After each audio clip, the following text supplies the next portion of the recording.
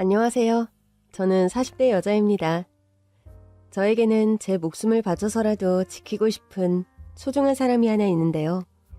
그건 바로 제 여동생입니다. 여동생은 저보다 4살이 어렸는데 어릴 때부터 남들과는 조금 달랐어요. IQ가 보통 사람들보다 살짝 낮은 경계선 지능을 갖고 있었거든요. 7살 아이 정도의 지적 수준을 가진 동생은 남들에게 돈을 뺏기거나 괴롭힘을 당해도 저항 한번 못한 채 탈탈 털리고 돌아오기 일쑤였어요. 저는 바보같이 착하기만 한 동생이 너무 가엾고 답답해서 늘 속이 상했죠. 이 바보야, 언니가 뭐라고 했어. 누가 네 걸 뺏으려고 하면 안 된다고 버텨야지. 달라는 대로 다 주고 오면 어떡해. 그거 그냥 준 거 아니야. 빌려준 거야. 걔가 다음에 만나면 꼭 준다고 했어. 걔가 누군데? 누구지? 기억이 안 나. 봐. 너 누군지도 모르잖아.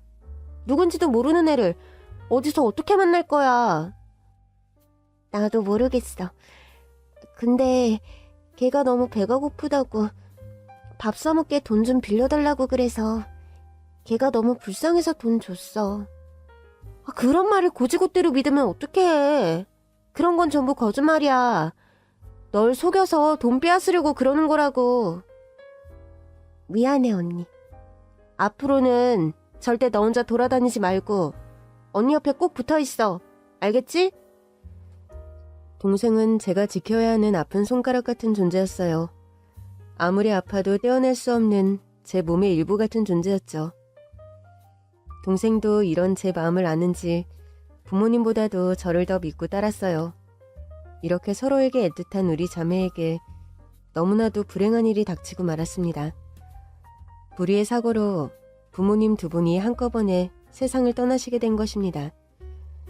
하루아침에 부모님을 잃고 천의 고아가 된 우리 자매는 의지할 곳 없는 신세가 되고 말았죠. 그때가 제가 고등학교 1학년, 동생이 초등학교 6학년 때의 일입니다. 다행히도 친할머니와 친할아버지가 시골에서 농사를 꽤 크게 짓고 계셔서 최소한의 학비와 생활비를 보내주실 정도는 되었기에 경제적인 문제는 해결되었지만 한창 부모 손이 필요할 나이에 장애가 있는 동생까지 돌보면서 학교 생활을 해나가기는 정말 힘든 일이었습니다. 그래도 저는 이를 악물고 열심히 공부했습니다. 사실 저는 부모님이 살아계실 때부터 공부를 꽤 잘했어요. 엄마 아빠는 제가 검사가 되기를 바라셨죠. 저 역시 법의 수호자인 정의의 검사가 되어 제 동생처럼 힘없고 약한 사람들을 이용하고 등쳐먹는 나쁜 사람들을 혼내주고 싶다는 꿈이 있었어요. 그래서 저는 서울에 있는 명문 법대에 무사히 입학했고 공부를 하고 아르바이트를 하는 바쁜 와중에도 어린 동생을 챙기며 열심히 생활을 이어나갔습니다. 그리고 부모님 없이 둘이서만 살아온 지 어느덧 7년이란 세월이 흘러 제 동생은 성인이 되었습니다. 부모님 없이 언니 손에서 아픈 곳 없이 잘 자라준 동생이 그저 고마웠죠. 고등학교를 무사히 마친 동생은 복지관을 다니며 직업훈련 교육을 받고 있었는데요. 어느 날 복지관에서 돌아와 저에게 청천벽력 같은 소리를 하는 겁니다. 언니는 사랑이 뭔지 알아? 뭐? 사랑? 뜬금없이 웬 사랑 타령이야? 나 사랑이 뭔지 궁금해. 알고 싶어. 아이고, 네가 사랑은 알아서 뭐하게. 언니, 나 사실 사랑에 빠진 것 같아. 뭐라고? 사랑에 빠져? 누구랑? 어떤 남자가 나보고 너무 예쁘다고 날 사랑한대. 언니, 나 너무 행복해. 그 남자만 보면 가슴이 두근거리고 심장이 막 떨려. 이런 기분이 사랑일까? 저는 덜컥 겁부터 났습니다. 바보같이 순진한 제 동생이 또 누군가의 꿰매 속아 넘어간 게 아닌가 해서요. 아무것도 모르는 장애인 여자를 사랑이니 뭐니 달콤한 말로 꼬드겨서 돈을 뜯어내는 건 기본이고 나쁜 일을 시키거나 심지어 유흥업소에 팔아먹기까지 하는 나쁜 사람들은 세상에 얼마든지 있었으니까요. 전 이 험한 세상으로부터 동생을 지켜야만 했어요. 이 바보야, 잘 들어. 이 세상 남자들은 전부 사기꾼 아니면 늑대야. 어릴 때부터 그렇게 당하고도 모르겠어? 그 남자 뭐 하는 놈인지는 모르겠지만 절대로 믿어서는 안 돼. 알아들었어? 아니야, 언니. 우리 상우 씨는 그런 남자 아니야. 얼마나 착하고 멋지다고. 동생의 눈빛을 보니 상우라는 그 남자한테 아주 단단히 빠진 것 같았습니다. 정말 큰일이었죠. 저는 급한 마음에 동생을 다그쳤습니다. 그 남자 어디서 만났어? 뭐 하는 사람이야? 어떻게 알게 된 거야? 그랬더니 동생이 뾰로통해져서는 정말 뜻밖의 말을 하더군요. 언니가 직접 물어봐. 왜 나한테 화를 내? 안 그래도 상우 씨가 언니 만나고 싶다고 했어. 만나서 결혼 허락받고 싶대. 뭐? 결혼 허락? 지금 둘이 결혼이라도 하겠다는 거야? 말도 안 돼. 제가 어떻게든 동생을 뜯어말리려고 했지만 소용없었어요. 동생의 마음은 이미 사랑이라는 바다에 풍덩 빠져 있더군요. 기어이 상우 오빠라는 사람과 약속을 잡아와서는 장소와 시간을 저에게 통보해 주는 겁니다. 할 수 없었죠. 제가 그 남자를 만나 똑부러지게 거절하고 다시는 제 동생 근처에 얼씬거리지 못하도록 하는 수밖에요. 제 동생의 보호자는 저밖에 없었으니까요. 동생이 알려준 약속 장소는 저희 동네 근처에 있는 갈비집이었는데 정원이 딸린 제법 큰 곳이었어요. 커피숍도 아니고 뭐 이런 데서 만나자고 하는지 의아했지만 저는 비장한 마음으로 동생 손을 붙들고 약속 장소로 들어섰죠. 그리고 갈비집 직원이 안내해준 방으로 들어가서는 정말 크게 놀라고 말았습니다. 방 안에는 상우라는 그 남자뿐만 아니라 나이가 좀 더 들어 보이는 중년의 남녀가 함께 앉아있더라고요. 어리둥절한 저를 보고는 중년의 여자가 얼른 일어나서 제 손을 잡아 끌었습니다. 아유, 어서 와요. 우리 수정이 언니시구나? 상우한테 얘기 많이 들었어요. 우리 수정이라뇨? 대체 누구신데? 난 상우 형수 되는 사람이에요. 이쪽은 상우 형이고.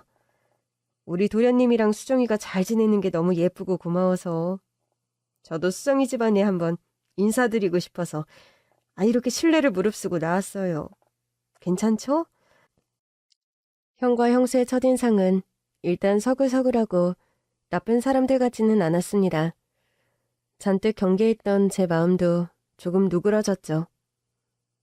이렇게 양쪽 집 식구들이 다 모이니까 분위기가 꼭 상견례하는 것 같네. 우리도 부모님이 다 돌아가셔서 저랑 우리 바깥 양반이랑 상우를 아들처럼 키우다시피 했거든요. 도련님 키우느라 우린 자식도 안 가졌어요. 제 동생이 사랑에 빠졌다는 상우라는 남자는 나이가 제 동생보다 한 살이 많고 지적장애 3급이라 동생과 같은 복지관에 다닌다고 했습니다. 둘이 처음 만나게 된 것도 복지관이라더라고요. 일단 나쁜 사람 같지는 않아서 전 안심을 했습니다. 겉으로 보기엔 지적장애가 전혀 티가 안 날 정도로 멀쩡한 데다가 키도 크고 덩치도 좋고 무엇보다 눈웃음이 선하고 착한 인상이더라고요. 우리 도련님 지적장애가 있지만 바리스타 자격증에 운전면허증도 있어요. 게다가 착하고 성실하고 한 여자밖에 모르는 순정파예요. 둘이 교제할 수 있게 허락해 줍시다. 그렇지만 아무래도 좀 걱정이 되어서요. 저한테는 하나밖에 없는 너무 소중한 동생이고 아직 남자를 만나기엔 어린아이인 것 같아서요. 저도 우리 도련님 키우면서 숱하게 고생을 해봐서요. 수정이 언니분 마음은 제가 누구보다 잘 알죠. 젊은 아가씨가 부모도 없이 장애까지 있는 동생을 혼자 키우느라 얼마나 힘들었겠어? 그래도 이렇게 성인이 될 때까지 잘 키워놨으니 이제는 동생이 여자로서 행복을 찾을 수 있게 도와줘야죠. 품에만 끼고 있는다고 그게 사랑인가요? 놓아주는 것도 사랑이에요. 우리는 수정이를 하늘이 맺어준 인연이라고 생각해요. 둘이서 알콩달콩 잘 살 수 있도록 우리가 최대한 지원을 해줄 거예요. 에? 그게 무슨 말씀이세요? 지금 정말로 둘이 결혼이라도 시키겠다는 말씀이세요? 그럼요. 천생연분을 만났는데 시간 끌어 뭐예요. 얼른 결혼시켜야지. 수정이 언니만 허락하면 결혼 준비는 우리 집에서 다 할 거예요. 그래도 어떻게 그렇게 결혼을 시켜요? 제 동생은 아직 결혼할 준비가 안 됐어요. 맞아요. 둘이서만 살라고 신혼살림 내주는 건 나도 불안해요. 우리 애들 몸만 컸지. 사실 둘 다 애기들이잖아요. 그래서 제가 자식처럼 동생처럼 끼고 보살피면서 데리고 살려고요. 그리고 둘 다 바리스타 일도 배웠으니까 앞으로 조그만 카페를 하나 차려줘도 되고, 아니면 여기 갈비집에서 일 배운다 생각하고 일해도 되고. 네? 여기서요? 네, 여기 갈비집. 사실 제가 운영하는 식당이거든요. 수정이는 나한테 맡기고 언니도 언니 인생 찾아야죠. 동생 때문에 지금 아무것도 못하고 있죠? 사실 저는 법대를 졸업하고 사법고시를 준비 중이었는데 1차 시험에서 2방이나 낙방하면서 의기소침해진 상태였어요. 복지관에서 얘기 들어보니까 사법고시인가 뭔가 어려운 시험 준비한다며? 동생 데리고 공부하는 게 어디 쉽겠어요. 그러지 말고 말 나온 김에 상호랑 수정이 결혼시켜버립시다. 그게 서로서로 다 좋은 일인 것 같은데. 상우랑 수정이는 사랑 찾아서 좋고, 수정이 언니는 자기 인생 찾아서 좋고, 나는 딸 같고 동생 같은 동서 생겨서 좋고. 얼떨결에 상견례 아닌 상견례를 마치고 동생을 데리고 나오는 제 마음은 정말 착잡했습니다. 뭐가 정말 동생을 위하는 길인지 깊이 생각을 해보게 되더라고요. 막말로 앞날이 불투명한 고시생인 제가 동생을 위해서 뭘 해줄 수 있겠어요? 그런데 남자 쪽에서 살 집이며 앞으로 밥벌이며 모든 걸 책임지겠다고 하니 마음이 흔들릴 수밖에 없었어요. 수정아, 너 정말 상우 씨랑 결혼할 거야? 응, 나 상우 씨랑 결혼해서 같이 살 거야. 그럼 언니랑은 헤어져야 되는데 그래도 괜찮겠어? 그럼 원래 결혼하면 남편 따라가서 남편이랑 사는 거야. 내가 언니랑 평생 살 수는 없잖아. 저는 깊은 고민 끝에 동생을 결혼시키기로 결심했습니다. 제부될 사람도 좋아 보였고 집안도 경제력이 있어 동생이 풍족하고 안락한 삶을 살 수 있을 것 같았죠. 물론 제부의 형과 형수도 좋은 사람 같았고요. 무엇보다 본인이 그렇게 원하는데 말릴 도리가 없더라고요. 그렇게 해서 제 동생은 20살 어린 나이에 제 품을 떠나 결혼을 하게 되었습니다. 부모님 대신 혼주석에 앉은 저는 예쁜 웨딩드레스를 입고 세상에서 가장 행복한 여자가 된 동생의 모습을 보며 감격의 눈물을 흘렸죠. 어리기만 한 줄 알았던 제 동생이 언제 이렇게 커서 시집을 가나 싶어서요. 이게 아마 딸을 시집 보내는 엄마의 마음이겠죠? 동생의 손이 뚱서도 같은 마음인지 제 손을 붙들고 저처럼 울더군요. 아유, 둘이 잘 어울리는 거 봐. 선남선녀가 따로 없네. 고마워요, 사돈처녀. 하나뿐인 동생을 이렇게 곱게 키워서 우리 집에 보내줘서요. 사돈처녀, 이제 수정이는 아무 걱정하지 말아요. 내가 정말 친동생처럼 잘 보살필게요. 우리 어머니 아버지가 계셨으면 수정이 정말 예뻐하셨을 텐데.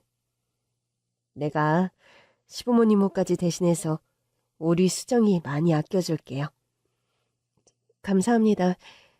이런 말씀 드리기는 송구스럽지만 우리 수정이 정말 아무것도 모르는 어린애 같은 동생이에요. 부디 어여삐 여기시고 잘 가르쳐주세요. 부탁드리겠습니다. 걱정하지 말라니까. 이제 동생 걱정은 내려놓고 사돈처녀도 자기 인생 살아요. 고시 준비만 하다가 늙어서 처녀 귀신이라도 되면 어쩌려고 그래? 결혼식을 마친 동생은 제부가 어렸을 때부터 살고 있다는 형네 집에 신혼차림을 차렸습니다. 시댁 식구들과 한 집에 사는 것이 불편하지는 않을까 걱정이 되었는데요. 동생이 보내온 집 사진을 보고는 걱정을 한시름 놓았어요. 동생이 살게 될 집은 정원이 딸린 2층짜리 단독주택이더라고요. 집 자랑을 한다고 동생이 저에게 전화를 걸어왔는데 동생의 목소리는 행복 그 자체더군요. 언니, 우리 집은 여기 2층 집이야. 1층은 형님이랑 아주버님이 쓰시고 2층은 오빠랑 내가 써. 여기 오빠랑 내 방도 있고 침대도 있고 TV도 있어. 우리 집 정말 좋지?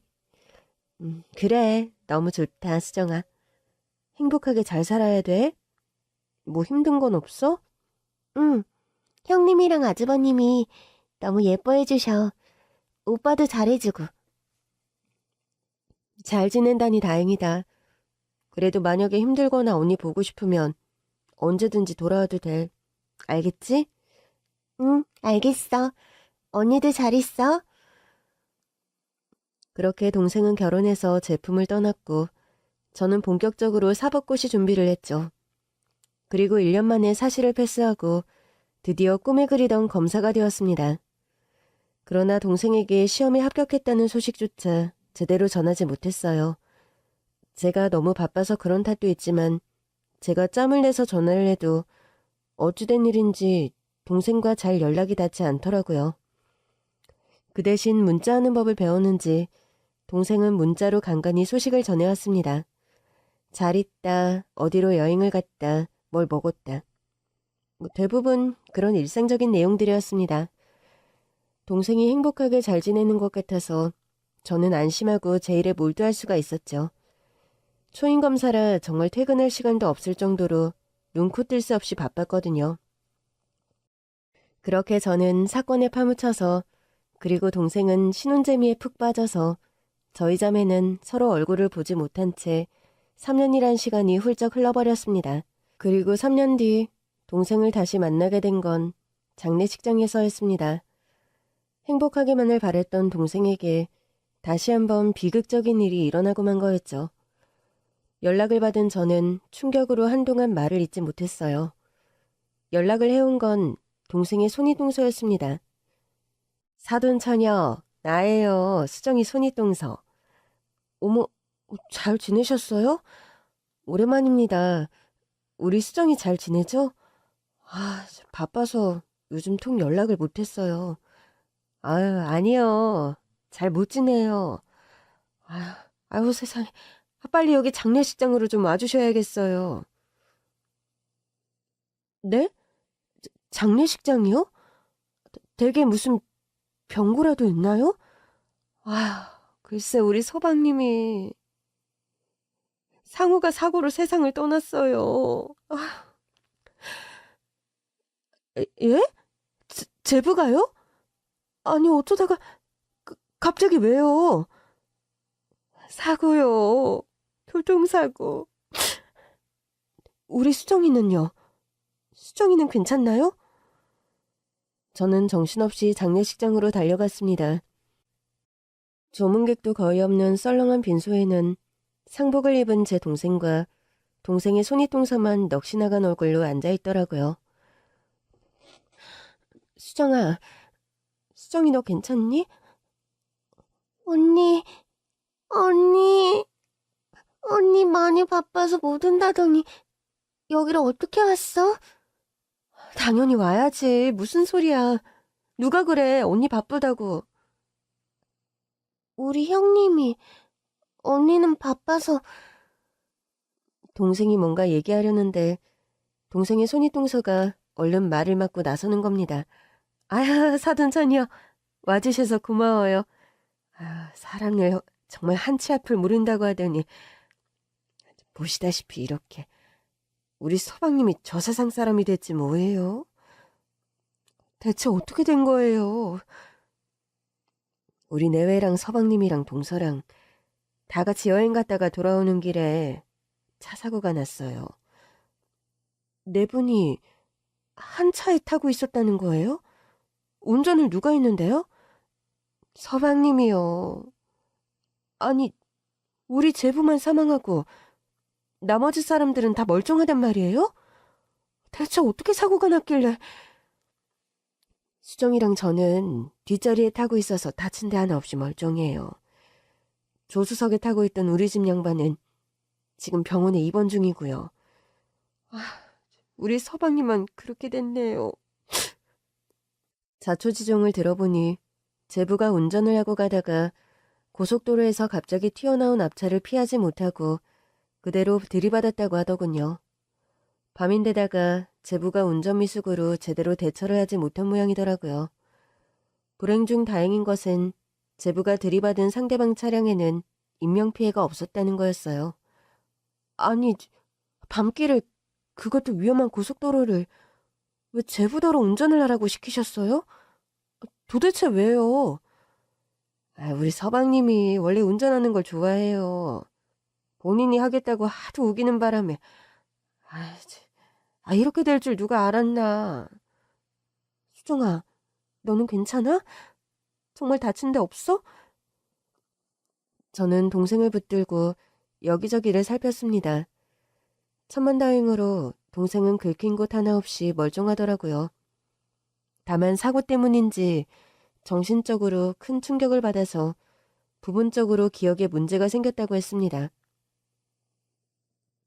수정이가 많이 놀랐는지 사고 당시를 기억을 못해요. 그래도 안전벨트를 잘하고 있어서 안 다친 게 어디야? 아우, 우리 서방님만 불쌍해서 어떡해. 결혼해서 잘 살고 있겠거니 믿고 안심했는데 동생에게 이렇게 큰 비극이 닥치다니 정말 어떻게 위로를 해야 할지 모르겠더군요. 동생은 충격에 휩싸인 듯 별 말도 없이 그저 멍하게 넋을 놓고 앉아만 있더라고요.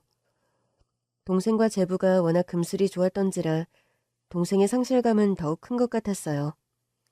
사랑하는 남편을 잃은 가여운 동생을 혼자 둘 수 없어 초상을 치르는 내내 동생 옆을 지키며 마지막 장례 절차까지 모두 함께 했습니다.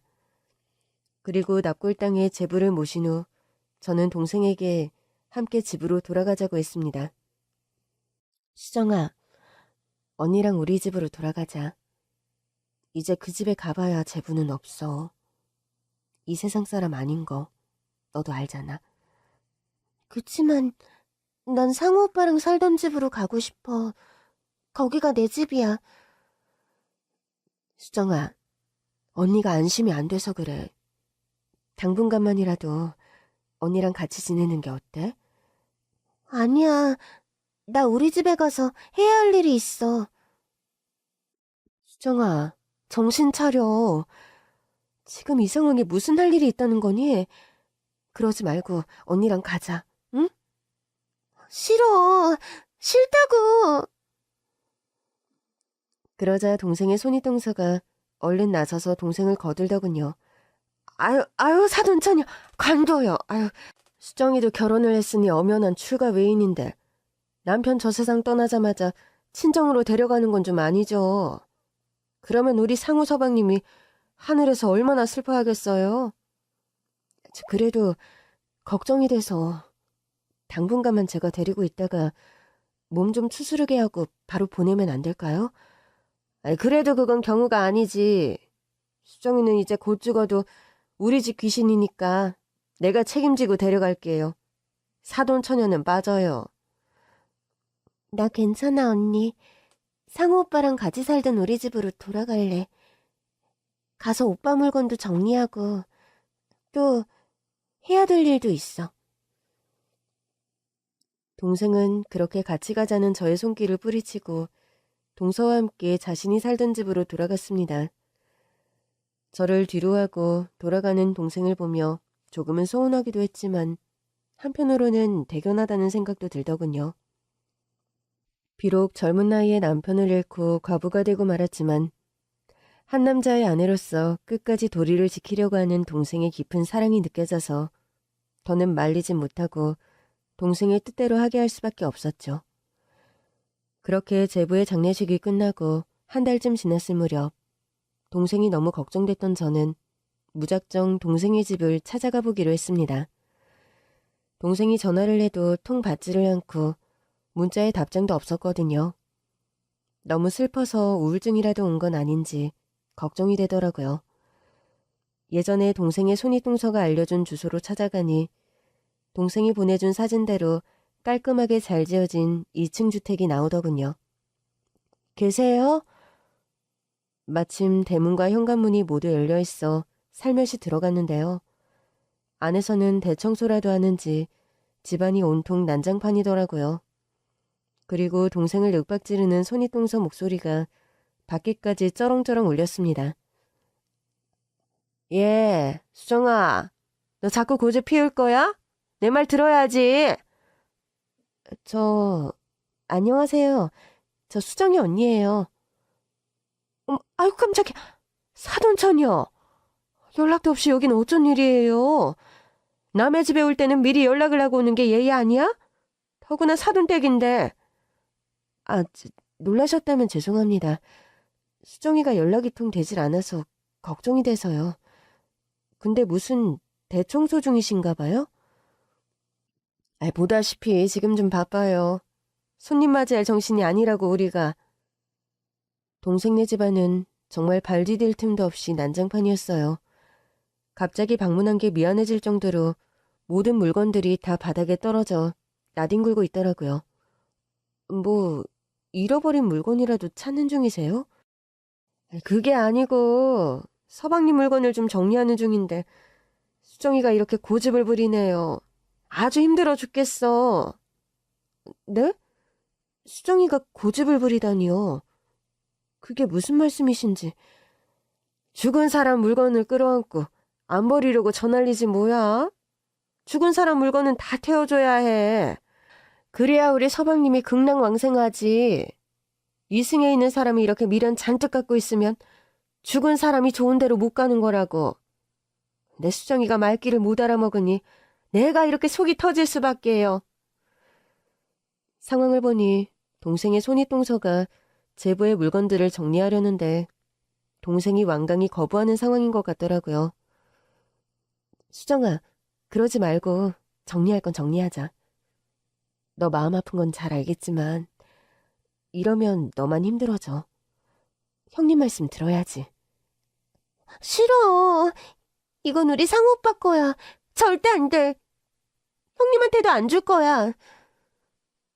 동생은 제부의 옷을 끌어안고 절대 놓지 않더라고요. 억지로 빼앗으면 수정이 마음에 상처가 더 클 것 같았습니다. 아무래도 억지로 빼앗으면 수정이가 더 흥분할 것 같은데요. 수정이도 슬픔을 추스를 시간이 좀 필요할 테니까 사돈께서 조금만 더 기다려주시면 안 될까요? 아직 제부 떠난 지 한 달밖에 안 됐으니 아직은 보내기가 쉽지 않겠죠. 아유, 이렇게 사정 다 봐주다가는 우리만 점점 힘들어진다고.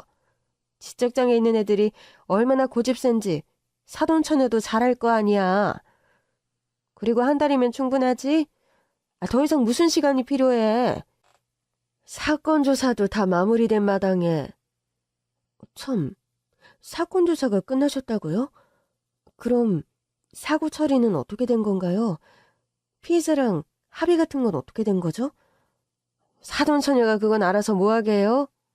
법 공부 좀 했다고 아는 척이라도 하고 싶은 모양인데 남의 일에 괜히 끼어들지 말아요. 되지도 않는 공부를 몇 년째 하고 있는 거야? 에휴, 언니나 동생이나. 동생의 손윗동서는 제가 사실을 패스하고 검사가 된 걸 아직 모르고 있더라고요. 사실은 제가 검사라는 걸 말하려는데 동서가 갑자기 거칠게 저를 밖으로 내몰더군요. 아무튼 오늘은 날이 아니에요.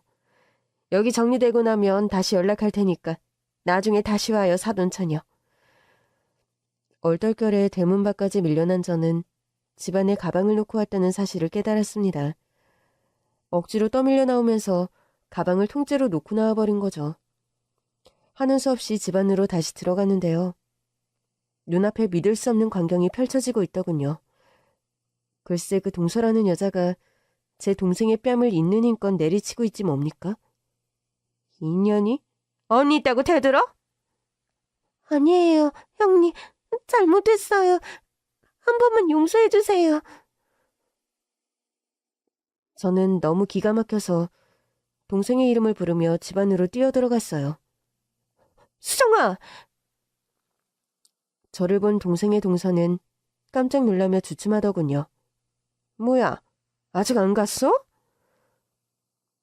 그런데 제 뒤로 어떤 여자 하나가 따라 들어오는 겁니다. 계십니까? 여기가 한상우 씨 댁 맞죠? 그 여자를 본 동생의 손이동서는 저를 봤을 때보다 몇 배는 더 소스라치게 놀라더군요. 여긴 또 왜 찾아왔어요? 이제 조사는 다 끝난 거 아니에요? 몇 가지 더 물어볼 게 좀 있어서요. 알고 보니 그 여자는 경찰이었는데 제부의 교통사고에 뭔가 의문점이 있어서 조금 더 조사를 하러 온 모양이더라고요. 그날 한상우 씨가 술을 마셨나요? 글쎄 몇 번을 얘기해요. 저는 술 마시는 걸 못 봤는데 아마 저희 몰래 저녁 먹으면서 한 잔 홀짝 한 모양이죠. 그러니 그렇게 큰 사고를 냈지. 한상우 씨가 지적장애 상급이던데 굳이 운전대를 맡길 만한 이유가 있었나요? 그건 서방님이 자기가 운전을 하겠다고 팍팍 우겨서 그랬다니까. 지난번에 참고인 조사에서 다 얘기했잖아요. 여기 이분은 한상우 씨 아내분이라고 하셨죠? 이분도 진술하셨나요? 얘는 머리가 모자란 애야. 지적장애가 있다고요. 한마디로 바보라고, 바보. 사고 충격으로 그날 일을 제대로 기억도 못해요. 저는 제 동생을 두고 막말을 하는 동생의 동서를 보고 화가 머리끝까지 났습니다. 뭐예요? 지금 뭐라고 했어요? 모자라네? 바보? 지금까지 내 동생을 그런 취급하면서 데리고 산 거예요? 게다가 애를 왜 때려요?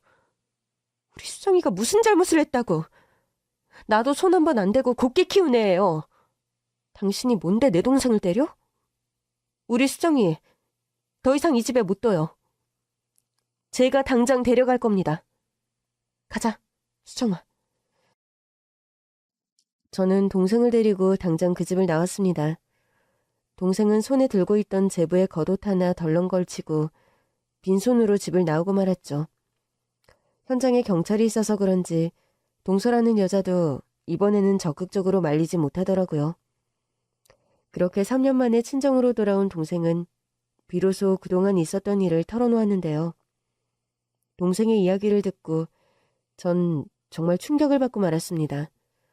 손이동서라는 여자가 지금껏 저에게 했던 이야기는 거의 다 거짓말이더라고요. 갈빗집에서 일을 배우게 하겠다더니 제부와 제 동생을 데려다 숯불을 피우고 불판 닦는 일을 휴일도 없이 매일매일 시켰다더군요. 그것도 월급 한 푼 주지 않고 무보수로요. 상우 오빠가 월급 달라고 하면 아주버님이랑 형님이 막 때렸어. 먹여주고 재워주고 장가 보내느라 돈 들어간 거 다 갚으라고 막 무섭게 화냈어. 그래서 우리 둘 다 돈이 없었어. 방도 처음에는 2층에 있는 좋은 방에서 살게 했는데 나중에 부엌 옆에 있는 조그만 방으로 쫓아냈어. 그 방은 너무 춥고 깜깜했어. 형님은 맨날 소리 지르고 집안일도 전부 나한테 시키고 갈비집에서 불판 닦는 것도 나 시키고 너무 힘들고 무서웠어, 언니. 그럼 언니한테 연락을 하지 그랬어. 언니가 힘들면 다시 돌아와도 된다고 했잖아. 근데 형님이 내 핸드폰을 뺏어갔어. 뭐? 핸드폰을 뺏었다고? 응. 언니는 공부하느라 바빠서 나랑 전화 못한다고 했어. 수정이 네가 가끔 언니한테 문자 보냈잖아. 간간히 잘 지낸다고 문자가 왔는데? 그거 아마 우리 형님이 보낸 걸걸? 나는 문자는 어려워서 잘 못 보내. 뭐야? 핸드폰도 뺐고 대신 너인 척 날 속이기까지 했다고? 정말 이 여자 안 되겠네. 애를 데려다가 노동력 착취해, 임금 갈취해. 핸드폰까지 뺏고 널 4층에서 현직 검사한테 사기를 쳐? 언니가 너희 동서라는 여자 가만 안 둘 거야. 걱정하지 마. 저는 다음 날 당장 동생이 살던 집에서 만났던 형사를 찾아갔습니다. 저 역시 제부의 죽음과 교통사고에 뭔가 미심쩍은 부분이 있었어요. 전 제부의 사고부터 철저하게 파헤쳐보기로 했습니다. 안녕하십니까. 서울 동부지검 김수현 검사입니다. 한상우 씨 교통사고 사망사건 관련해서 좀 더 알고 싶어서 찾아왔습니다. 검사님께서 왜 그 사건에 관심을 가지시는 거죠? 사실 조사도 다 끝난 사건이라 저도 더 드릴 말씀은 없는데요. 사실 사망한 한상우 씨가 제 제부입니다. 사망자 아내인 김수정이 제 동생이고요. 조금이라도 의심스러운 부분이 있다면 밝혀주고 싶어서 그래요. 근데 사실 저도 무슨 결정적인 증거가 있어서 그러는 건 아닙니다. 그냥 마음에 걸리는 게 좀 있어서요. 그게 뭐죠? 그때 당시 피해 차량 운전자의 진술을 들어봤는데 사고 차량이 뒤에서 차선을 물고 달리면서 왔다 갔다 하는 게 영락 없는 음주운전 차량 같았다고 했거든요. 근데 운전자였던 한상우 씨 부검 결과 알코올은 한 방울도 검출되지 않았어요. 현장에서 술에 취해 있었던 건 오히려 한상우 씨 형, 한상철 씨였죠. 뭐라고요? 형이 술에 취해 있었다고요? 네, 만취 상태였습니다. 그래서 뭔가 좀 의심스러워요. 게다가 사고 차량은 조수석 쪽이 굉장히 심하게 파손됐는데 반대편에 있던 운전자가 사망했다는 것도 좀 이상하고요. 그럼 형사님 말씀은 저희 제부가 운전자가 아닐 수도 있다는 말씀인가요? 네, 정황상 운전자를 바꿔치기 한 게 아닌가 의심이 되기는 한데 결정적인 물증이 없네요. 피해 차량 운전자는 뭐라 하던가요? 사고 직후에 수상한 움직임 같은 거 못 봤대요? 그게 피해 차량 운전자는 한상우 씨 차가 뒤에서 들이받은 직후에 잠시 기절을 한 모양이더라고요. 사고 이후에 눈 떠보니까 병원이었대요. 사고 난 이후 상황을 못 봤다? 네, 뭔가 많이 구리죠? 확실히 구리네요. 그러니까 담당 형사의 추리를 정리해보자면 제부의 형이 음주 상태에서 운전하다 사고를 냈는데 사망한 제부와 자리를 바꾸고 마치 제부가 운전하다 사고를 낸 것처럼 사건을 은폐하고 조작했다는 겁니다. 그런데 결정적인 증거도 목격자도 찾지 못해서 사건이 이대로 끝날 위기라는 거였죠. 이때는 CCTV나 블랙박스도 요즘처럼 많지 않던 시절이어서 형사님들도 증거를 찾는 데 총력을 기울였지만 이렇다 할 성과를 내지 못한 모양이었어요. 저는 지푸라기라도 잡는 심정으로 그날 사고 차량에 함께 타고 있던 동생에게 다시 한번 사건이 나던 날에 대해서 물어봤습니다. 수정아, 사고 나던 날 말이야. 뭐 기억나는 거 없어? 어떤 거? 정말 제부가 운전한 게 맞아? 기억이 잘 안 나. 미안해, 언니. 내가 형님한테 아주버님이 운전한 거 아니냐고 말했는데 엄청 혼났어. 절대 아니라고. 내가 잘못 알고 있는 거라고 했어. 나는 머리가 나쁘니까 잘 모르잖아, 언니. 미안해. 상우 오빠한테도 미안하고. 아니야, 괜찮아. 네 잘못 아니야. 자책하지 마, 수정아. 근데 그날 놀러 갔던 거 아니야. 뭐? 그럼 어디 갔는데? 갈비집에서 늦게까지 일하고 집에 가는 길이었어. 결혼하고 나서 가족끼리 놀러 간 적은 한 번도 없었어. 동생의 말을 듣고 저는 가슴이 찢어질 듯 아팠습니다. 미안해. 언니가 너무 무심했어.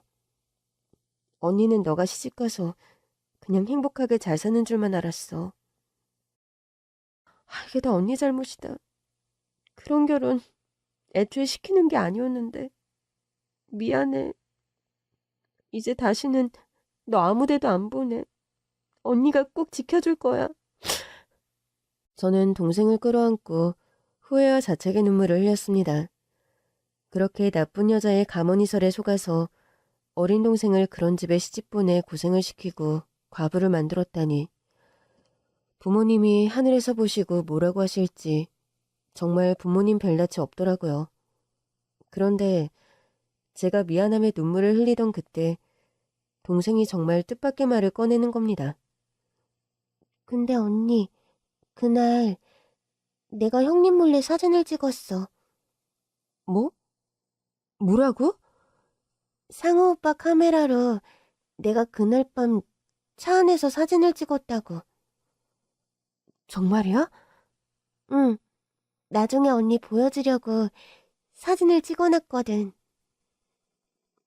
동생은 얼른 일어나서 동선의 집에서 나올 때 걸치고 나온 제부의 옷을 가져오더군요. 그 옷 주머니 안에서 동생이 꺼내준 것은 다름 아닌 소형 디지털 카메라였습니다. 그리고 그 안에는 놀라운 증거가 담겨 있었죠. 이거 상우 오빠가 복지관 선생님한테 빌린 건데 오빠가 나중에 선생님한테 다시 돌려줘야 하니까 잃어버리지 말고 잘 갖고 있으라고 했어. 그래서 오빠 옷 속에 잘 숨겨놨지. 근데 형님이 자꾸 찾아내려고 온 집안을 뒤집어 엎어서 무서웠어. 그런 거였구나. 잘했다. 우리 수정이 너무 잘했어. 수정이 덕분에 결정적인 증거를 확보했어. 이제 언니가 이걸로 나쁜 사람들 꼭 벌받게 할게. 이제와 생각해보니 제가 동생을 찾아 그 집에 간 그날도 동서라는 여자는 이 증거품을 찾겠다고 온 집안을 난장판으로 만들고 동생을 쥐잡듯이 잡고 있던 거였습니다. 이제야 뭔가 앞뒤가 안 맞던 퍼즐이 들어맞는 것 같은 느낌이 들더군요. 저는 당장 두 부부를 검찰 조사실로 소환했습니다. 물론 제 신분은 숨기고요. 부부는 난데없는 검찰 소환에 많이 당황한 것 같았습니다. 뭔가 찔리는 것이 있는지 괜히 흥분해서 오버액션하는 게 눈에 뻔히 보이더라고요. 다 끝난 사고를 가지고 언제까지 사람을 괴롭힐 작정이에요? 경찰에서 조사 다 끝내고 사건 종결시켰는데 왜 또 검찰에서 사람을 불러대냐고. 우리 박간 양반 지금 병원에서 퇴원한 지 일주일도 안 됐어요. 교통사고는 후유증이 무서운 거 다들 알죠? 이러다가 사람 도로 아프기라도 하면 검찰에서 책임져 줍니까? 예? 담당 검사가 누구야? 당장 검사 나오라고 해. 저는 조사실 문을 열고 두 부부 앞에 섰습니다. 두 사람은 갑자기 제가 튀어나오니까 정말 깜짝 놀라더라고요. 아니 사돈처녀. 사돈처녀가 여기는 웬일이야? 뭐 현장학습이라도 온 거야? 뭔 검찰청에 현장학습이 있어? 지금 장난해? 아무 상관도 없는 이 아가씨 말고 담당 검사 불러오라고. 여기 왔잖아요. 뭐야? 제가 이 사건 맡은 담당 검사라고요. 추가로 조사할 게 있어서 두 분을 부른 겁니다. 그러니까 소란 그만 피우시고 성실히 조사에 임해주시죠. 아니, 뭐야. 그러니까 사돈처녀가 검사란 말이야? 어머머, 아유, 사법고시 공부한다더니 정말 검사가 된 거야? 네, 저 진짜 검사 맞으니까 이제 그만 놀라시고요. 조사 시작해도 되겠죠? 이것 봐 사돈처녀. 알다시피 우리는 잘못한 거 하나도 없어. 차 사고가 나서 가족을 잃고 우리까지 죽을 뻔했다고. 우리도 따지고 보면 피해자야. 안 그래요? 가해자는 우리 서방님인데 우리 서방님은 이미 저 세상 사람인 걸 어떡하라고. 가해자가 죽으면 공소권 없음. 뭐 그런 거잖아요. 경찰에서도 그랬어요. 가해자가 사망했으니까 상속 안 받으면 책임질 일도 없다고. 그래요? 법에 대해서 꽤 잘 아시네요. 공부 많이 하셨나 봐? 공부는 무슨 공부? 경찰에서 그렇게 말했다니까. 그럼 이걸 보고도 그런 말씀이 나오실까요? 저는 조사실 책상 위로 미리 준비한 사진 몇 장을 늘어놓았습니다. 그건 물론 동생이 제보의 카메라로 몰래 찍은 사진들이었죠. 사진을 본 두 사람은 귀신이라도 본 것 마냥 소스라치게 놀라더군요. 아니, 이게 뭐예요? 이런 사진이 어떻게 찍혔지? 동생이 찍은 사진 속에는 그날 운전석에 누가 앉아 있었는지 너무도 선명하게 나와 있었던 겁니다. 자, 사진 잘 보세요. 운전석에 앉은 사람, 한상철 씨 본인 맞죠? 이게 전가요? 저는 잘 모르겠는데. 여기 백미러에 본인 얼굴 선명하게 찍혔는데 모른다고요? 이거 당신 맞잖아. 조수석에 앉은 건 우리 제부 한상호고, 당신이 그날 음주운전으로 사고 낸 다음에 동생 사망한 거 보고 운전자를 바꿔치기 한 거 아니야? 그날 병원 기록 보면 한상철 씨 혈중 알코올 농도가 면허 취소를 훨씬 뛰어넘는 수준이에요. 사고 당시 한상철 씨가 만취 상태였다는 119 구조대원의 증언도 있고요. 당신 지금 음주운전으로 사망사고 낸 거야. 그래놓고 죽은 동생한테 죄를 덮어씌우기까지 한 거라고. 모든 죄가 백일하에 드러났는데도 동서의 손이동서는 물러설 줄을 모르더군요. 증거 있어? 증거 있냐고! 사고가 난 후에 운전자를 바꾼 게 아니라 운전자를 바꾸고 나서 사고가 난 거라고. 우리 집 양반이 운전하고 가다가 중간에 멈춰서서 서방님이랑 교대했고 그 후에 서방님이 사고를 낸 거야. 사고 난 다음에 운전자 바꿔치기 했다는 증거는 어디에도 없어요. 그래요? 그렇게 우기실 줄 알고 아주 확실한 목격자 증언을 확보했습니다. 저는 미리 와서 조사를 받고 간 제 동생의 증언 영상 일부분을 보여주었습니다. 제가 똑똑히 봤어요. 조수석에서 피를 흘리고 있는 제 남편을 형님이랑 아주버님이 끌어내려서 운전석에다가 앉혔어요. 형님이 아주버님한테 정신 차리고 빨리 옮기라고 시켰어요. 상우는 어차피 죽었어. 죽은 사람이 다 안고 가야지. 그럼 깔끔하잖아. 뭘 꾸물거려? 당신 살인자 돼서 감옥 갈 거야? 우리 형님이 이렇게 말했어요. 동생은 그날 자기 동서가 현장에서 한 끔찍한 말을 토시 하나 빼놓지 않고 전부 기억하고 있었던 겁니다. 거짓말이야. 수정이 머리가 모자란 건 세상이 다 아는 사실인데 저 말이 제대로 증거 효력이나 있을 것 같아?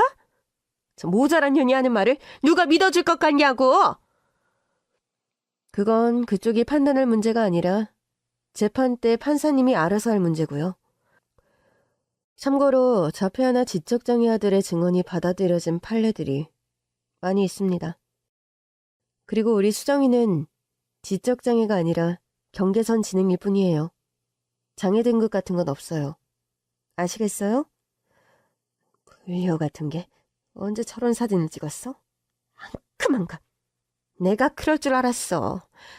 뭔가 있을 줄 알고 온 집안을 이잡듯이 뒤졌는데 저걸 어디다 숨겨뒀던 거야? 은혜도 모르는 배은망덕한 것 같으니라고. 말 조심해요.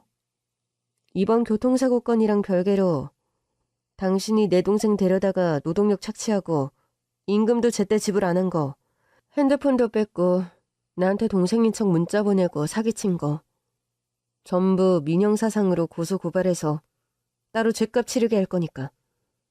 무슨 소리야. 누가 누굴 착취해? 당신이 운영하는 식당 종업원들이 전부 증언했어요. 우리 수정이랑 제부 데려다가 돈 한 푼 안 주고 노예처럼 부려먹은 거. 그럼 먹여주고 재워주는데 밥값은 해야지. 무슨 대단한 공주마마를 모셔왔다고 집에 고이 두고 놀고 먹게 해? 그러려고 내 동생 데려갔어요? 노예처럼 일 시키려고? 자식처럼 동생처럼 잘해주겠다더니 불쌍한 애를 이용해 먹긴 하고. 게다가 동생이 그렇게 사랑했던 사람을 죽여놓고 죄를 뒤집어 씌우기까지 해? 당신들한테 동생네 부부는 대체 무슨 의미야? 아무리 그래도 혈육이고 가족이잖아. 어떻게 가족한테 그럴 수가 있어? 가족이니까 이날 이때껏 키워주고 사람 만들어줬지. 당신 동생도 내 덕분에 시집이라도 한번 가본 줄 알아. 그 모자란 애를 누가 받아줄 것 같아? 당신들 정말 끝까지 반성할 줄 모르는 인간들이네. 여기 이 사람들 당장 구속시켜요. 도주 우려도 있고 또 증거 조작하고 인멸하려는 시도도 있어서 구속수사해야 됩니다. 네, 검사님. 구속이란 말이 나오자 그제서야 그 여자는 얼굴이 파랗게 질려서는 어쩔 줄 모르더라고요. 구속이라니요. 우리 바깥 양반이야 음주운전해서 사람 죽인 거 맞으니까 구속된다지만 전 왜요? 전 잘못한 거 없잖아요. 네? 지금 한상철 씨가 운전하다 사고 낸 거 증언하신 겁니다. 그래요. 그건 맞는데 왜 나까지 구속하려고 그러냐고. 왜? 본인 죄는 본인이 제일 잘할 거 아닙니까?